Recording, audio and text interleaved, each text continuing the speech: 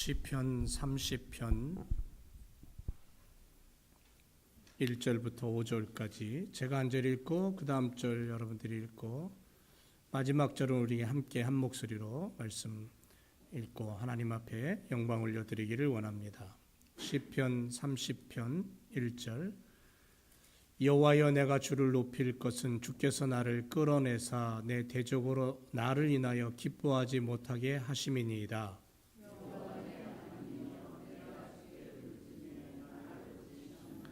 여호와여 주께서 내 영혼을 음부에서 끌어내어 나를 살리사 무덤으로 내려가지 않게 하셨나이다.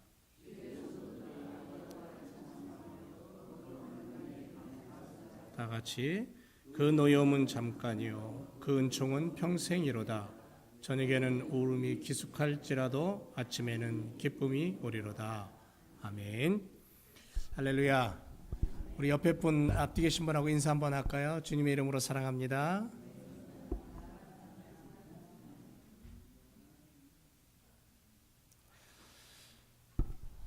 오늘 예배 마치고 1년에 한 번씩 나가는 야외로 나가서 함께 점심 나누면서 또 귀한 시간 갖게 되는데 그러다 보니까 미리 간 분들도 있고 아예 예배 시간은 11시인 줄 알고 늦게 오시는 분도 계실지 모르겠습니다.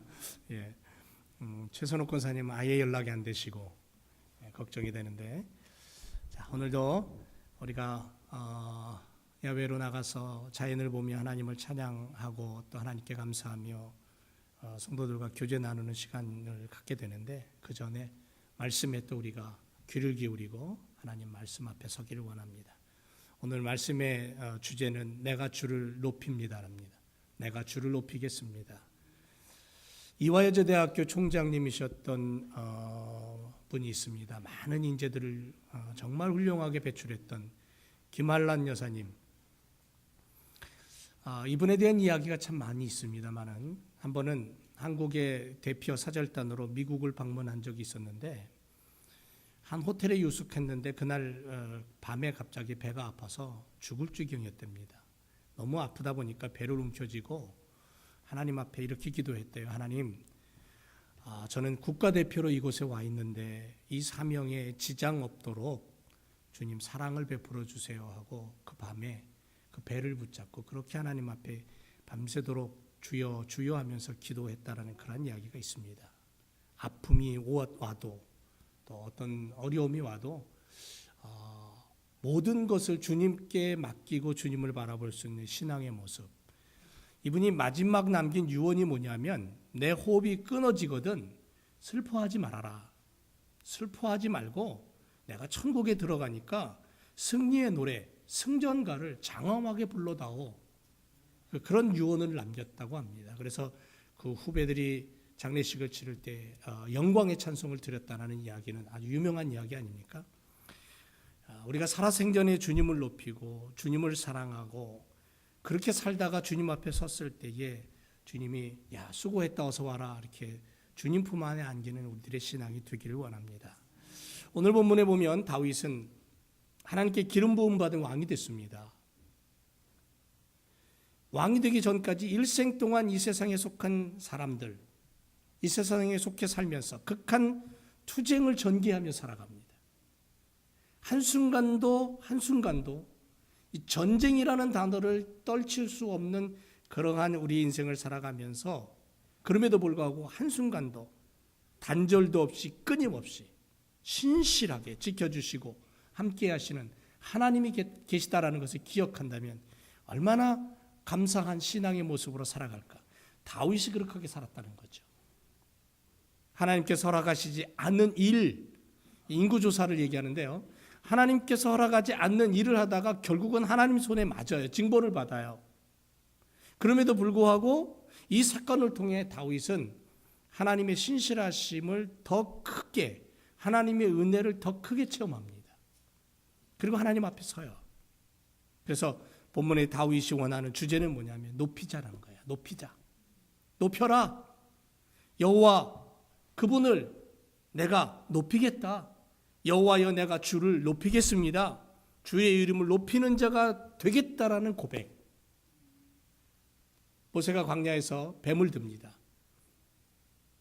뱀에 물린 사람들을 향해서 장대에다가 구리뱀을 만들어서 뱀을 높이 듭니다. 그리고 그것을 바라보는 자는 누구든지 산다. 광야의 그 불뱀은 물리면 몇 초 안에 목숨이 끊어지는 맹독을 품은 그러한 뱀이에요.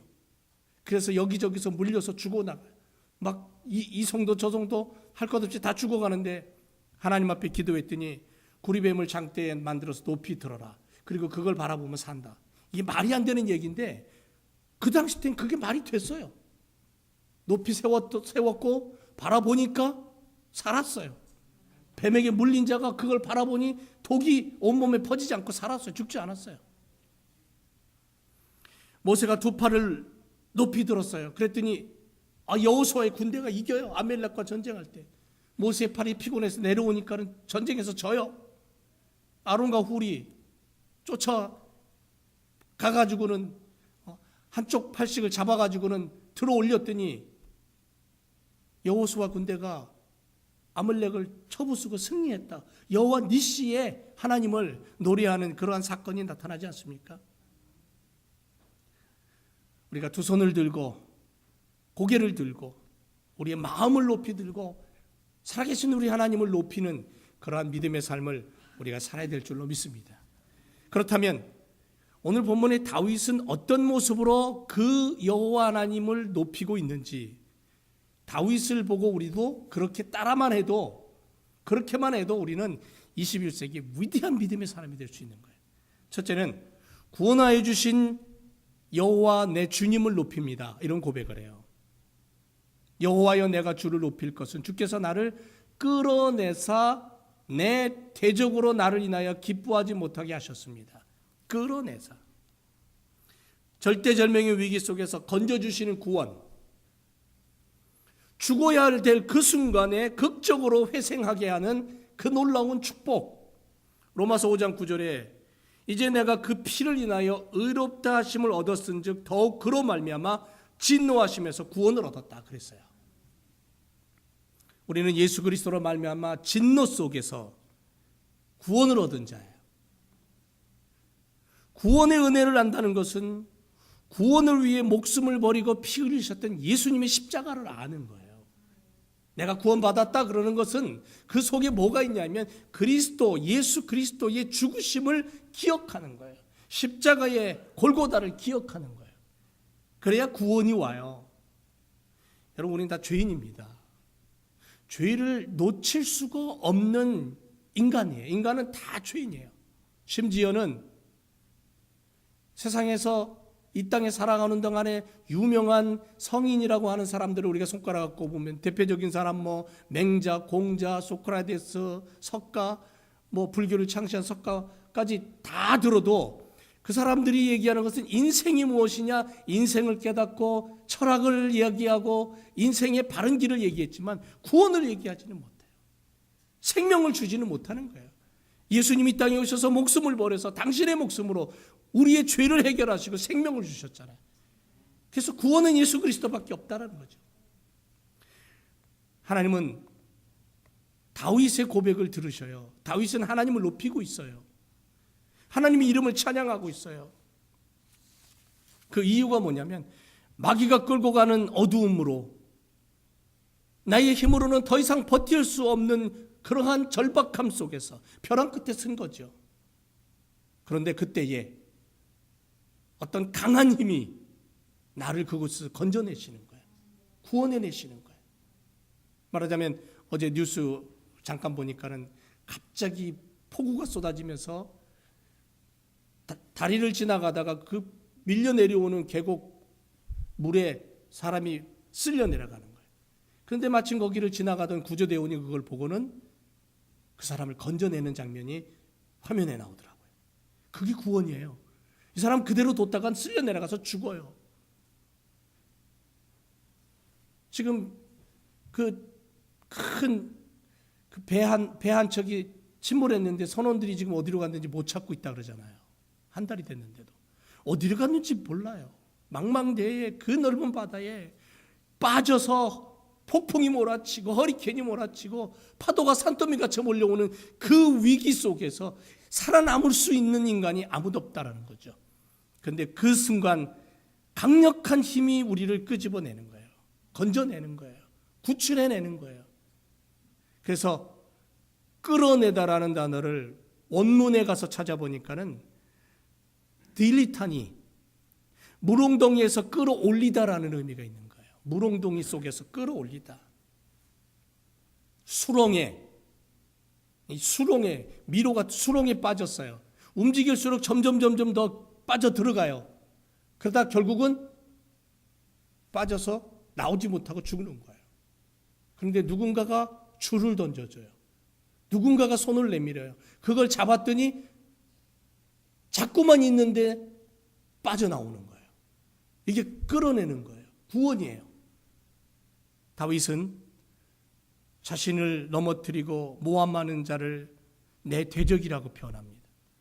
다윗이 말하는 대적은 다윗을 시기하고 늘 모함하고 질투하고, 그래서 어떻게 하든지 다윗 저놈을 좀 파괴해야지, 무너뜨려야지. 심지어는 장인인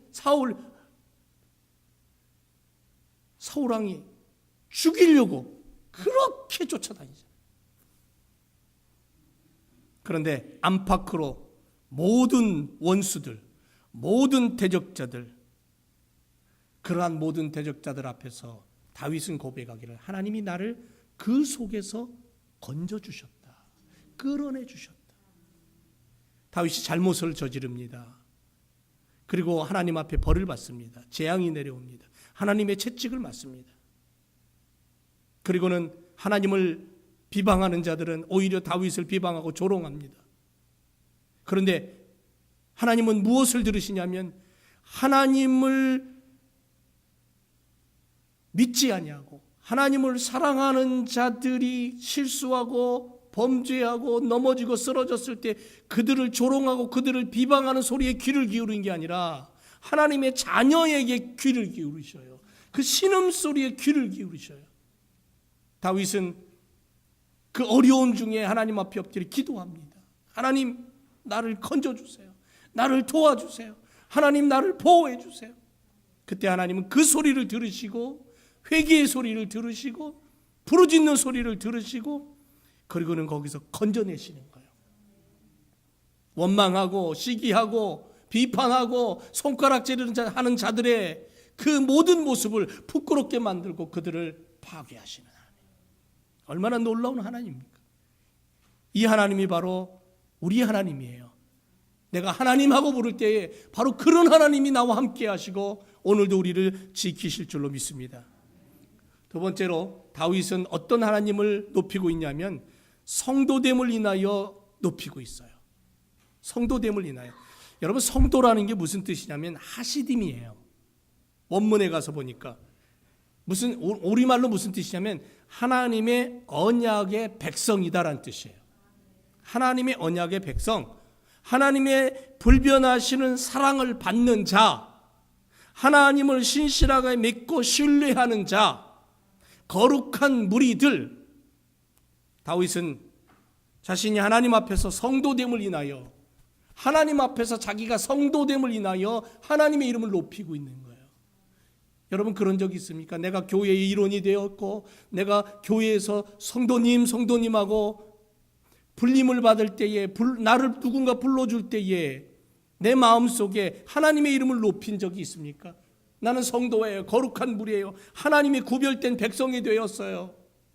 그것도 부족해서 교회 안에서 직분을 주셔서 섬기고 사랑하라고 감당하라고 직분까지 주셨어요. 그런 나의 모습을 바라보면서 하나님 앞에, 하나님 감사합니다. 내가 하나님의 이름을 높입니다. 내가 성도되고 내가 교회에서 목사되고 내가 교회에서 장로되고 내가 교회에서 직분을 가지고 하나님의 교회를 섬기며 말씀을 볼 수 있게 하시니 얼마나 감격스러운지 모르겠습니다. 그러면서 주님의 이름을 높인 적이 있느냐는 거죠. 다윗이 그랬다는 거예요. 다윗이 주님을 높였다는 거예요. 내가 지금 하나님을 알지 못합니다. 하나님을 알려고 해도 하나님의 그 오묘함과 깊이를 내가 전혀 깨닫지 못하겠습니다. 하지만 하나님이 나를 당신의 자녀 삼으시고 성도 되게 하셨습니다. 그래서 내가 하나님의 이름을 높입니다. 하나님의 이름을 찬양합니다. 4절에 가서 이렇게 얘기해요. 주의 성도들아 여호와를 찬양하며 그 거룩한 이름에 감사하라. 성도는 하나님께 은총을 받은 자예요. 죄를 회개하고 하나님께로 돌이킬 때에 베풀어 주시는 하나님의 용서와 사랑의 큰 은총을 받은 자예요. 여기 앉아 있다라는 게 바로 그런 축복이 있는 모습이에요. 내가 그렇게 받았다라는 거예요. 우리는 주님의 은총 없이는 살아갈 수 없습니다. 은혜 없이는 살아갈 수 없어요. 그래서 하나님의 노여움은 잠깐이고 그 은총은 평생이고 저녁에는 울음이 기숙할지라도 아침에는 기쁨이 온다라고 다윗은 고백하고 있는 거예요. 죽어마땅한 인생, 냄새나는 인생, 처참한 죄의 파멸 속에 내버려 두지 아니하시고 가장 귀하고 귀한 독생자를 이 땅에 보내셔서 십자가에 죽이시면서까지 우리를 사랑하시고 용서하신 하나님의 손길, 그 하나님의 손길이 우리 안에 있는 거예요. 지금 여러분, 오늘 우리가 자연으로 나가서 나무를 보고 풀을 보고, 물론 우리가 사는 주변이 다 그래요. 하지만 매일매일 오고 가는 나의 길 속에서 그런 자연과 그런 환경을 보고 내가 하나님을 찬양하고 날마다 감사하지만, 특별히 이렇게 파기나 이런 바닷가나 이런 데 한 번씩 가끔 나가서 그 모습을 다시 한번 보면서 하나님의 은혜를 누리고 감사할 수 있고 하나님의 이름을 높이는 그러한 시간이 필요하다는 거죠. 오늘도 우리가 그런 시간을 갖기를 원합니다. 그래서 저녁에는 울음이 기숙하지만 아침에는 기쁨이 오고 하나님을 향하여 하나님 감사합니다, 하나님 감사합니다 하고 성도됨을 인하여 하나님을 찬양하는 우리가 되기를 원합니다. 여러분, 우주왕복선 요즘 우주선 많이 쏘아 올리죠.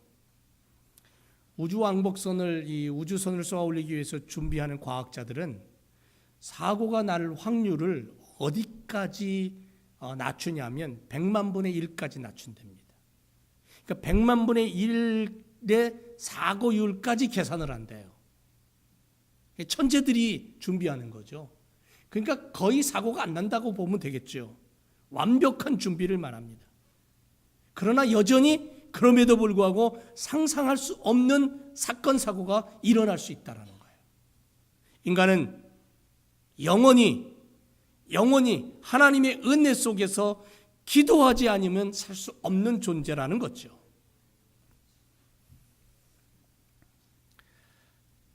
하나님은 인간을 만드실 때에 하나님을 의지하지 않고는 숨 쉴 수 없는 존재를 만드셨어요. 때로는 내 속에서 하나님을 거부합니다. 때로는 내 속에서 하나님을 자꾸 밀어내려고 하는 그러한 욕망이 일어날 때도 있어요. 그런데 그 순간에도 결코 하나님은 나를 밀어낼 수가 없어요. 내게서 밀려나지 않아요. 왜냐하면 하나님이 나를 만들 때 그렇게 만드셨어요. 왜냐하면 하나님의 생명과 하나님의 모습이 내 안에 있기 때문에 온 우주를 남김없이 다 탐사한다고 할지라도 지금은 달뿐 아니라 저 멀리 혹성이라든가 토성이라든가 탐사를 하고 있잖아요. 온 우주에 지구가 있는 은하계만도 지금 점령을 못했어요. 그 은하계가 이 우주 안에 수없이 많아요. 그렇다면 온 우주의 은하계들을 다 탐사한다 할지라도 하나님의 은혜와 은총을 의지할 수밖에 없는 게 바로 우리 인간이라는 거예요. 그 하나님의 존재가 얼마나 위대하고 얼마나 귀한가를 오늘도 우리가 새삼 느끼면서 영원히 하나님의 이름을 높이고 영원히 그 하나님의 이름 앞에 엎드려 기도할 수 있는 그러한 우리들의 모습이 되어야 될 줄로 믿습니다.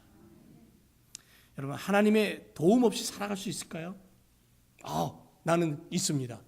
나는 하나님이란 그분은 난 안 믿어요. 없어도 돼요. 그렇게 자신만만한 분도 있겠죠. 그런데 얼마 전까지 비가 오지 않아서요, 논밭이 쩍쩍 갈라지고 뉴스를 보니까는 이건 저수지가 말라버리고 난리도 아니었어요. 그런데 비가 오기 시작합니다. 비가 오는데 얼마나 많이 오는지 이제 막 땅이 갈라지고 도로가 무너지고 다리가 파괴되고 멀쩡한 차가 그 갈라진 틈새로 처박히고 너무 많이 와서 농작물이 다 파괴가 되고 하나님이 주시는 이른 비와 늦은 비의 은혜, 축복 얼마나 귀한지 모릅니다. 얼마나 귀한지 몰라요. 그래서 하나님으로부터 허락되지 않는 것을 우리가 아파하며 하나님의 은혜를 기억하며 오늘도 하나님 감사합니다. 하나님의 이름을 높이는 우리의 삶이 되기를 원합니다.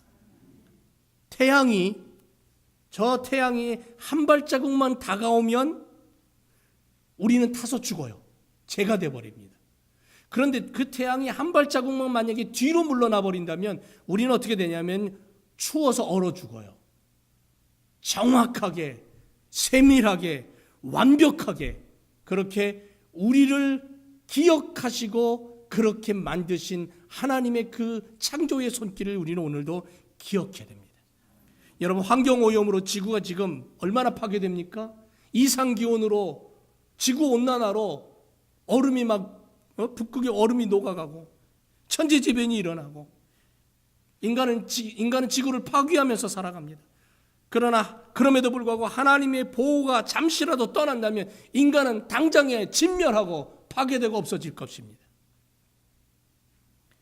하나님의 무한하신 은혜, 오늘도 나뭇가지 흔들리는 나뭇잎을 바라보면서 하나님의 그 은혜의 손길을 우리가 오늘도 기억하며 주님의 이름을 높이는 오늘 한 날이 되기를 축원을 드립니다.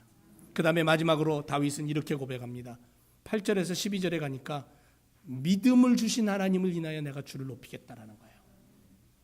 제가 앞에서 지금 얘기한 것처럼 나를 구원하신 하나님, 그리고 내가 성도 되게 하신 그 하나님을 내가 찬양하고 높이겠습니다.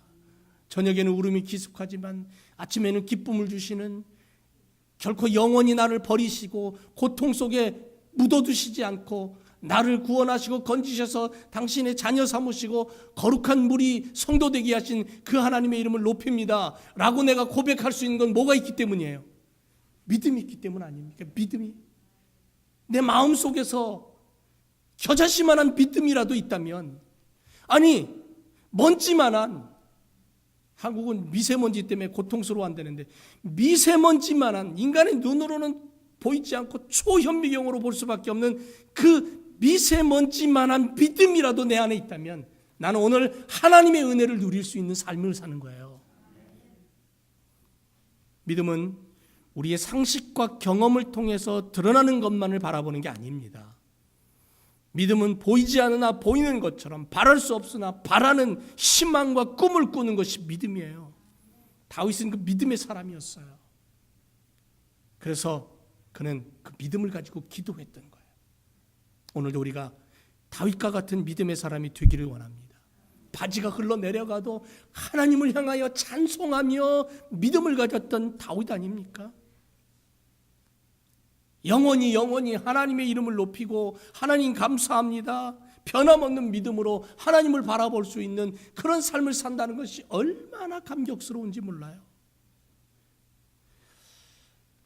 우리는 어느 정도의 믿음이 있는지, 산을 옮길 만한 믿음은 갖고 있는지, 허공에 매달려 있는 거미를 건드려 보면요 불이 낙쳐 올라가 버립니다.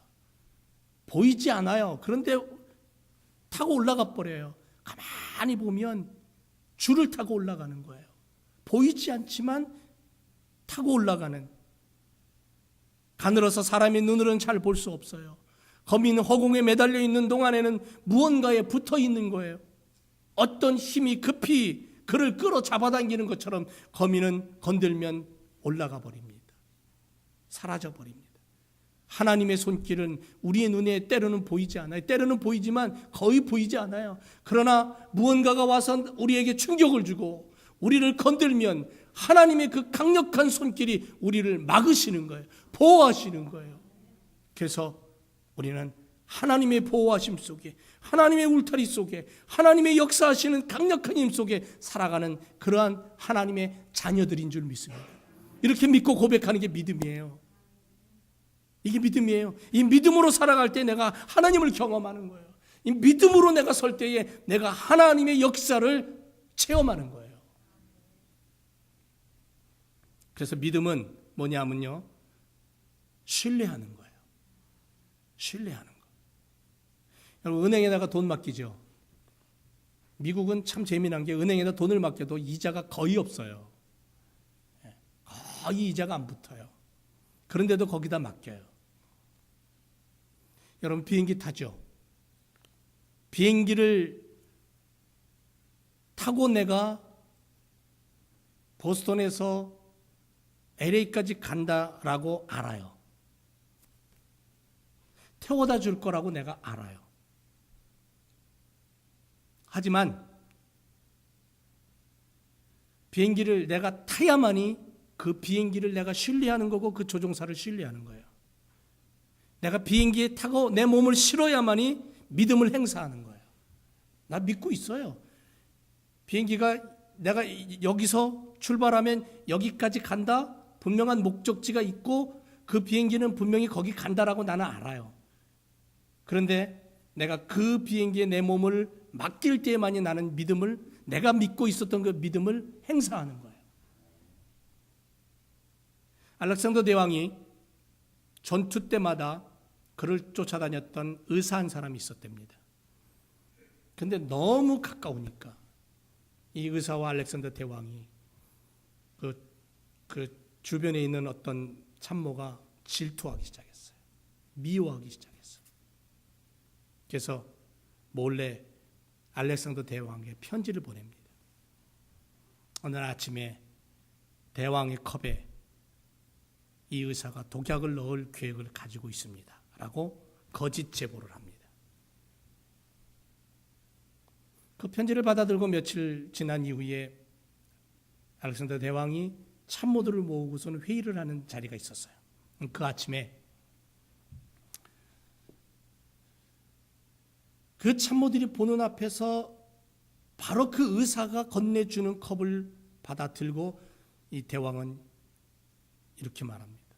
누군가가 나에게 편지를 보내서 이러이러해서 이 컵 안에 독이 들어있고 나를 죽이려고 한다. 그런데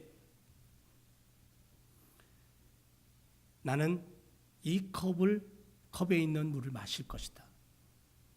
독이 들어있을 수도 있어요. 그런데 그 알렉산더 대왕은 그걸 마셨답니다. 그 의사를 믿었기 때문에 그래요. 믿음이에요. 물론 우리가 살고 있는 21세기는 좀 다른 상황이 펼쳐질 수도 있어요. 그 믿음마저도 자신의 이익과 어떤 형편과 처지라는 이유 때문에 배반하고 독약을 놓을 수도 있어요. 오늘날 우리들의 사람들의 모습이, 오늘날 펼쳐지는 인간들의 모습이 이런 모습을 가질 수 있다라는 거죠. 가능성이 있다라는 거예요. 그럴 수도 있어요. 하지만 하나님은 아니죠. 아담의 배반에도 하나님은 우리를 향한 사랑과 믿음을 포기하지 않으셨죠. 그리고 예수님 보내셨죠. 성경이 예수님에 관해서 말하는 모든 것을 믿는 사람은 그의 영혼과 영원한 행복을 걸고 예수님을 신뢰하는 거고요, 하나님을 신뢰하는 거예요. 이게 믿음이에요. 결코 하나님은 우리를 배반하지 않습니다. 버리지 않습니다. 그 하나님을 오늘도 바라보는 우리가 되기를 주님의 이름으로 축원을 드립니다. 말씀을 결론 짓습니다. 다윗이 주를 높이는 것은, 다윗이 이 시를 고백할 때의 다윗의 형편이 위대했던 게 아니에요.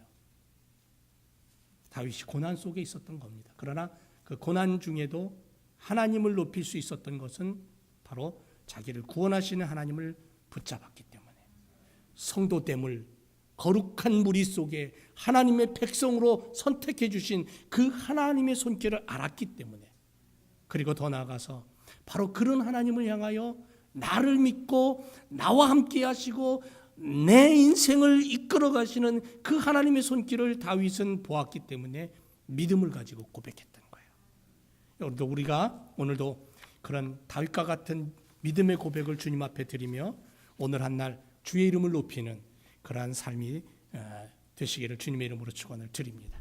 기도하겠습니다. 주께서 나의 슬픔을 변하여 춤이 되게 하셨습니다. 내 베옷을 벗기고 기쁨으로 띠를 띄워 주셨습니다.